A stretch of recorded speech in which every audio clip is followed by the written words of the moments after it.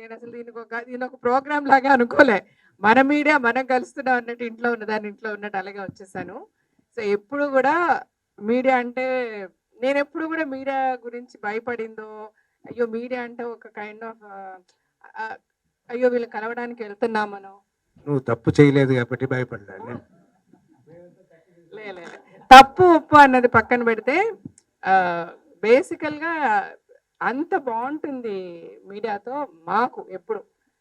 ఇండస్ట్రీలో అడుగుపెట్టినప్పటి నుంచి తరంబ్రాల దగ్గర నుంచి బైకర్ వరకు గూడా ఎప్పుడు గూడా మీడియా మమ్మల్ని వేరేగా చూసింది లేదు.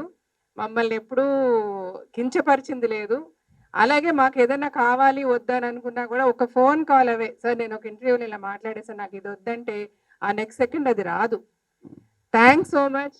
నిజంగా నా మీద, మా కుటుంబం మీద ఇంత ఒక లవ్ అండ్ ఎఫెక్షన్ మీరెప్పుడు షవర్ చేస్తూనే ఉన్నారు. ఈరోజు మా ఇద్దరు డాటర్స్ యాక్ట్ చేస్తున్నారు. వాళ్ళ గురించి కూడా ఏ రోజు కూడా నేను మనం అంటే ఇప్పుడు మీడియా అనేది వెరీ అన్‌ఫార్చునేట్.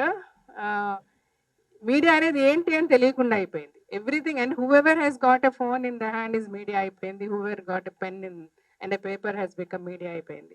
ఎందుకంటే యాక్సెసిబిలిటీ టు ద పీపుల్ అంత ఈజీ అయిపోయింది కాబట్టి ప్రతి ఒక్కడు ఏదనుకున్నా ఏమన్నా విజువల్స్ తీసేయడము, పెట్టేయడము, రాసేయడం అన్నట్టు అయిపోయింది కాబట్టి దేన్ని మీడియా అనాలి, దేన్ని జర్నలిజం అనాలి అన్న డిఫరెన్సియేషన్ నాకు అర్థం కావట్లేదు. కానీ యాక్చువల్‌గా మీడియా ఇప్పుడు మిమ్మల్ని సో మెనీ ఇయర్స్‌గా మేము చూస్తూ ఉన్నాము. ఎప్పుడు కూడా మనకి అలాంటి ఇబ్బందికరమైన సిట్యుయేషన్ ఎప్పుడు రాలేదు. Because you never try to put any celebrities down. ఇవాళ రేపేంటంటే సెలబ్రిటీ అసలు ఏంటో కూడా తెలియంది కూడా ఎవడో వాడు ఊహించుకున్నది కూడా సెలబ్రిటీ చేశాడు అన్నది ఒక రీల్ ఫామ్‌లో వస్తే దానికి కొన్ని వందల వేల వ్యూస్ వచ్చేస్తే దాని మీద డబ్బులు సంపాదించుకొని బ్రతకాలనుకునే వాళ్ళందరినీ ఏమనాలో నాకు అర్థం కావట్లేదు.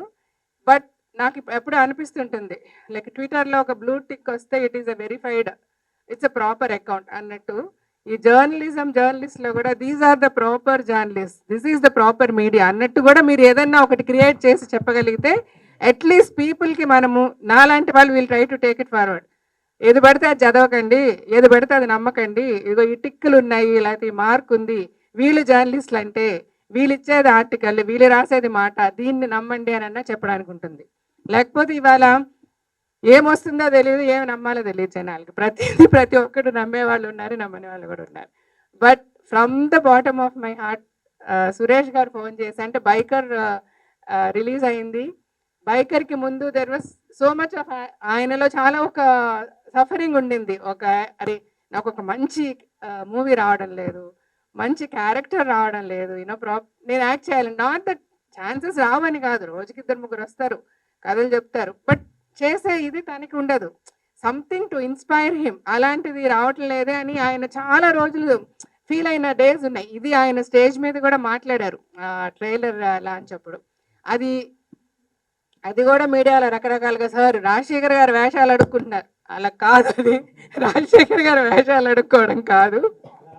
బేసికల్‌గా అంటే కొంతమంది అలాగా అంటే కొంతమంది చాలా మంచిగా, చాలా ఆనందంగా అయ్యో! సార్ మీరు లెజెండరీ సార్, మీరు దేవుడు సార్, మీరు క్యారెక్టర్ అట్లా కాదు. క్యారెక్టర్ ఆయన అడగటం లేదు. బేసికల్‌గా idea what he wanted to talk was నచ్చింది వచ్చిన రోజే కదా! ఆయన ఆయన త్రూఅవుట్ హిస్ కెరియర్ ఆయనకి నచ్చితేనే చేశారు. అది కొన్ని ఫెయిల్ అవ్వచ్చు, కొన్ని సక్సెస్ అవ్వచ్చు. బట్ స్టిల్ తన హార్ట్‌కి నచ్చిన క్యారెక్టర్ దొరకనంత వరకు తను చేయలేరు. అది దొరకనప్పుడు మనకు ఒక గ్యాప్ వస్తుంది.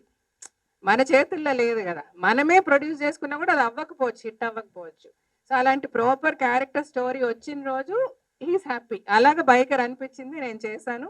అంత అప్రిసియేషన్ కూడా నాకొచ్చింది. సో, ఫ్యూచర్‌లో ఇలాగ మంచి క్యారెక్టర్స్ వస్తే డెఫినిట్‌గా నేను చేస్తాను. వెంటనే దిల్ రాజు గారు అదే స్టేజ్ మీద అయ్యో! సార్ మీలాంటి వాళ్ళందరూ ఇలా చేస్తామంటే వి విల్ క్రియేట్ క్యారెక్టర్స్. అయ్యో! నేను చేస్తాను, మీరు క్యారెక్టర్స్ క్రియేట్ చేయండి. ఈ కాంటెక్స్ట్‌లో మాట్లాడింది రకరకాలుగా వెళ్ళినప్పటికీ బట్ అలా రాసినా కూడా అందరూ చాలా ప్రేమతో రీల్స్ పెట్టారు. సార్ మీరంటే మాకు ప్రాణం సార్, మీరంటే అది సార్, ఇది సార్, మీరు క్యారెక్టర్స్ అని అడగడం ఏంటి సార్ అని. Sir all said and done.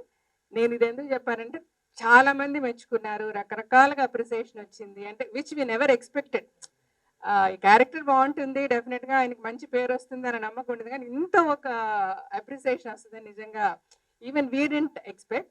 But when ఆయన సురేష్ గారు ఫోన్ చేసి ఇట్లా ప్రభు గారు మేమందరం వస్తాము, we all saw the film, మాకు చాలా నచ్చింది, రియల్లీ వాంట్ అప్రిషియేట్ రాజశేఖర్ గారు అన్నప్పుడు నేను చాలా హ్యాపీ ఫీల్ అయ్యాను. అని చెప్పిన వెంటనే ఆయన అంతే హ్యాపీ ఫీల్ అయ్యారు. వెంటనే రమ్మని చెప్పు అన్నారు. ఇంటికి వచ్చారు, మిమ్మల్ని కలవడం కూడా it was like very nice thing. అంటే ఈ మధ్యకాలంలో మీరని మేము కలుద్దామని చాలాసార్లు అనుకున్నా, ఏమి అకేషన్ లేదు, some occasion come will meet అనుకుంటూ ఉన్నాము. ఈ రోజు ఇలా బైకర్ దీనికి ఇలా వచ్చి మిమ్మల్ని అందరినీ కలవడం, ఏదో మన ఫ్యామిలీ ఎక్కడెక్కడో ఉంటారు, అందరం కలిసి ఎప్పుడన్నా ఒక వెడ్డింగ్ ఒక ఫంక్షన్ వచ్చినప్పుడు అందరం కలుస్తాం కదా, అలాగా హోల్ ఫ్యామిలీని కలిసినట్టు అనిపిస్తుంది. థ్యాంక్స్ సో మచ్ అండి. Thank you. మా హీరో గారు ఆ,